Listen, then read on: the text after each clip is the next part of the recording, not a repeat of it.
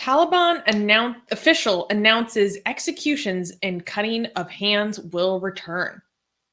In Afghanistan, during an interview with the Associated Press on September 22nd, a Taliban founder, Mullah Nooruddin Turabi, announced that the Taliban would reinstate executions and the amputations of hands and feet. Turabi rebuffs the criticism against the Taliban's previous implementations of Sharia law, which included executions in stadiums and public squares. He told AP, quote, "Everyone criticized us for the punishments in the stadium, but we have never said anything about their laws and their punishments." He added, "No one will tell us what our laws should be. We will follow Islam, and we will make our laws on the Quran." During the Taliban's previous administration, Turabi was the justice minister and the head of the Ministry of Propagation of Virtue and Prevention of Vice, which is basically the ministry that is in charge of like religious police. He is now in charge of Afghanistan's prisons and essentially the inmates within. Turabi insisted that amputation is an effective deterrent against crime. All right, so a lot of people are going to say, have simplistic takes on this and say like, oh, look, Taliban hasn't changed at all. But so here's the nuance to this, okay? The people, again, I'm not siding with any, I'm just going to tell you, the people who are wondering whether this Taliban is going to be more brutal, less brutal, or the same as the Taliban 20 years ago when they were ruling, okay? The people in the know about how the Taliban works, they were not suggesting, like, it would be extraordinary if Taliban had came into power and they had no execution and cutting of hands. This is like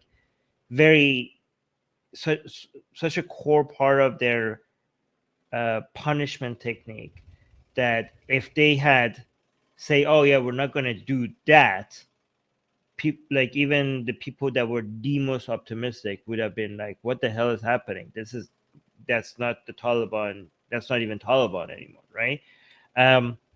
The people, again, so people who are don't know how these people think and they operate, they assume that when somebody was suggesting that they might be not as brutal as the Taliban 20 years ago, they were suggesting that, oh, these are going to be like, I don't know, Care Bear type of Taliban that is just going to like, everything is going to be fine. There will be no Sharia. There will be no executions. Women will have complete freedom. That was not the suggestion, okay? Their expectation was like, yes, of course these punishments will be there. I mean, even before the Taliban, the government that existed that was endorsed by United States, they had executions for even insulting Islam. That was like even part of the rule. So you really think that the Taliban is going to be less brutal? Like if the Taliban had no executions, what would that look like? That would be like less brutal than the U.S. endorsed government that had executions, right? Of course they're gonna have executions. So again, I'm not saying this is correct or not, but I'm just saying the people who were suggesting that this Taliban is going to be less brutal is not that they will not have executions and cutting of hands and hands when somebody steals something, but that how often this will be applied. Like it will still be there, it will still be unjust, it will still be barbaric, but maybe it will be half of that, maybe it will be 1/10 of that, maybe it will be the same as that. Like that is the topic. That is what people are trying to figure out, right? Because I know everybody is going to like the Taliban today might do these type of like brutal acts like 1/10 of what they did 20 years ago, but every time they do it, people are going to be like, oh look, like let's say for example they executed somebody for blasphemy or something like that, and then every time it happens, these people who thinking black and white or they just have binary ways of looking at things, they're going to be like, find one example. I'm like, oh look, this means that Taliban today is exactly like the Taliban 20 years ago, even if it's happening 1/10 of what it was happening 20 years ago. So again, people are simple-minded. That's what I'm saying. But go on. Yeah, well, it's pretty interesting. Like, there are reports that the Taliban has already brought back public shamings. So in Kabul, there were two occasions recently where men were accused of theft, were packed in the back of a pickup truck, and they had like something painted on their face that identified them as a thief, and they had like stale bread hung from their neck or stuffed in their mouths. Um, and there was also a case of alleged or attempted kidnappers who were killed and then their bodies were hung from a town entrance in Herat.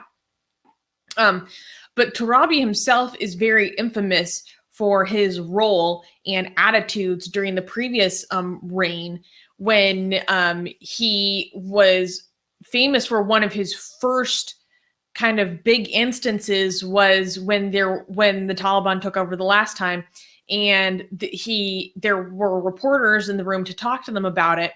A female reporter was there, and he like screamed at her and everyone there until she left, and even like smacked the f out of this guy who like objected to what he was saying. Just smacked him straight across the face. But what's different What? now is this interview with Associated Press he actually gave to a woman, Right. interestingly enough. And he spoke of their kind of new relationship to media, because he was infamous for ripping cassette tapes out of people's cars and hanging, I mean, for people who actually grew up with cassette tapes like I did, the black tape just comes out for meters and meters, and hanging meters and meters of tape all over trees, to, show how forbidden the music was. But now when talking about media, he's indicated that cell phones and social media is actually a good thing, saying basically like, well, if we actually show our public executions or amputations of hands, that's actually a benefit to us. Instead of influencing hundreds and deterring hundreds, we can deter millions. So, like, that's the You way can't. he's Okay. looking at this role of social media. Yep, but you can't put that on social media. Your account will get. You can't put that. You can't. I've put seen that on people getting social- stoned to death on Twitter. Okay. Well. Okay. Okay. Never mind. You're right. Actually. I mean, you can't put that on if with the goal of endorsing it. That will get removed. Yeah. If you put that on, okay, if you put that on Twitter or Facebook and say like, "Oh my God, look at this horrible thing that is happening," then it might get like flagged on Facebook. Like it warns you before you click on it and says this might be violent or unpleasant. But if you put it on Facebook, I'm like, "Hey, look at this great thing we did," then I think your account will get blocked or something. I don't know. We'll see. I don't know.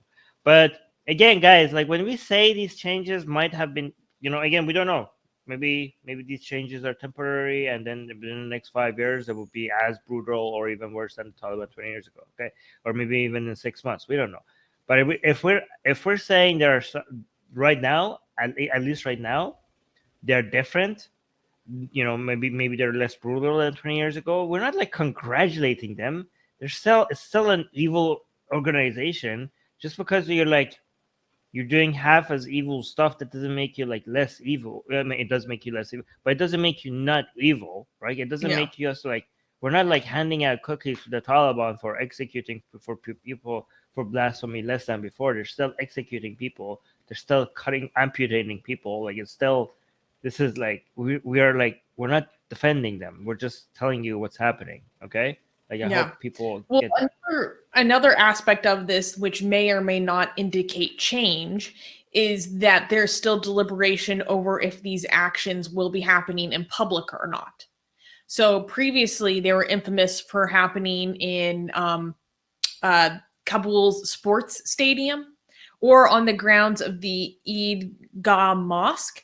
And they would often attended, apparently only men are allowed to attend these kinds of things. So they'd be attended by hundreds of men. But based on the way that Turabi was talking about it, it sounds like it hasn't been decided or remains to be resolved whether these kinds of things will still happen in public. Interestingly, though, and this is something we need to talk about for the sake of giving the whole picture, This is a quote from the Associated Press. Quote, even as Kabul residents express fear over their new Taliban rulers, some acknowledge begrudgingly that the capital has already become safer in just the past month. Before the Taliban takeover, bands of thieves roamed the streets and relentless crime had driven most people off the streets after dark. Quote, it's not a good thing to see these people being shamed in public, but it stops the criminals because when people see it, they think, I don't want that to be me, said Aman, a store owner in the center of Kabul. Another shopkeeper said it was a violation of human rights, but that he was also happy that he can open his store after dark. This whole people choosing between freedom and security is like a constant theme, and like just happens over and over and over. People are like, well, we have less freedom now, but we have more security, so that's great. Like, this is like, why is this happening everywhere? And it just comes back. It's just like, if you want to make a movie about politics, it's just going to be that, that's also Star Wars. That was a theme of the Star Wars. Wait, this is how democracy dies, with a thunderous applause, right? Remember that line? That's basically people giving up their freedom for security. Mm-hmm. But, that's V for Vendetta, right? I was like, yeah, V for Vendetta. Again, it's such a common theme in politics that 90% of political movies is about a group of people, an authoritarian regime coming into power because people are scared of this. I mean, it's more than politics, really. It's a fundamental, question of the human condition. Yeah. And it's philosophical and moral as well.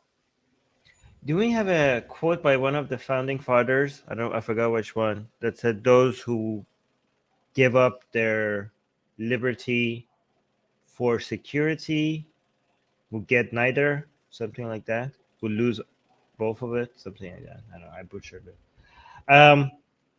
Anyways, it's interesting that oh wait, there's a comment in the live chat. Puya saying, I just remember that back in Iran, one of my religious teachers read us a hadith that said it's good to take your children to see executions. Yes, I was told that as well. Like, they were like, it builds character. Take your child to an execution and watch a man be hanged. It will build character. What? But go on.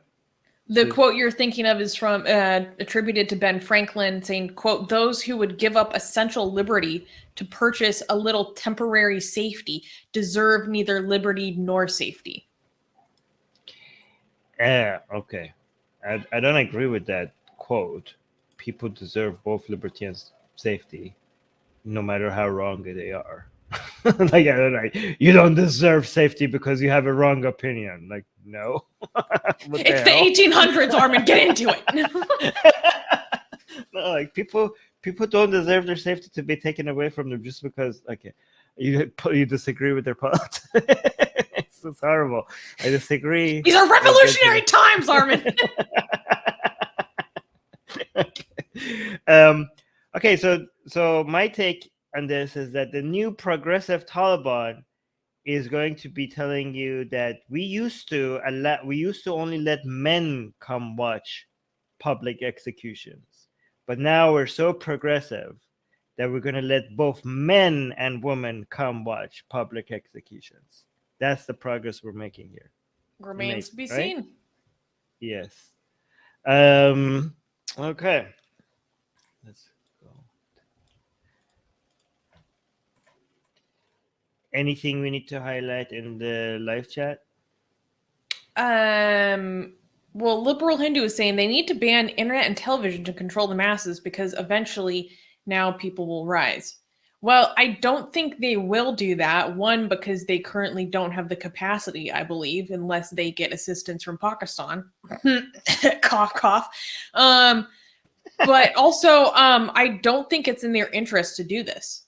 They actually see the appeal of mass media and how it helps them project their message and a message of strength to the broader Islamic world in a way they couldn't previously. So I think they have a vested interest in keeping media operating unless they somehow manage to create firewalls or filters again. They would only have the technical capacity to do this likely through the assistance of Pakistan. So, yeah. Also, you're also assuming that the masses are anti-Taliban. That's this in Afghanistan. Just because just because you're seeing videos of a lot of people in Kabul being anti-Taliban, that doesn't mean that most of the masses are against the Taliban in Afghanistan. Okay, a lot of the masses were actually more upset with the previous government, and they're welcoming the fact that Taliban has taken over. So there are a lot of tribal allegiances with the Taliban as well. So again, the masses, yeah. So we'll see. I mean, I'm not saying it's true. The Afghans are for or against the Taliban. I'm just saying you can't just assume that that's the case, right? There are many people who are against the Taliban, but there are many people outside of Kabul that just welcome this new change. Again, I'm not saying they're right, but that's just reality. All Oops. right. Yeah, saying my question is why would anyone want to watch public executions? And Music Guy is saying Rome rings a bell. That was actually going to be my answer. People used to watch people getting torn apart and eaten by lions for fun, like gladiator fight to the deaths for fun, like literally putting people to fight to the death just for entertainment, not even necessarily as a deterrent for crime. Yeah, my question would be for Puya. Puya, have you met humans yet? Like, do you not know what we're capable? Like, Puya, humans meet Puya. Okay, this is like your expectation. Yeah, we are. Yeah, you have to lower your standards for what you think of humans. People like to see uh, violence. I mean, I like to see MMA. I love watching MMA.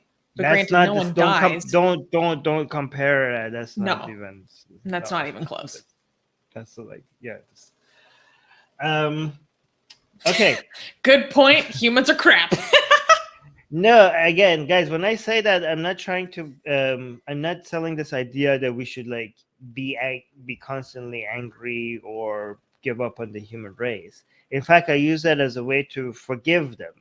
Because for me, when my expectation of humans is lowered, instead of getting angry, I expect that from them, and then when they do anything better, I get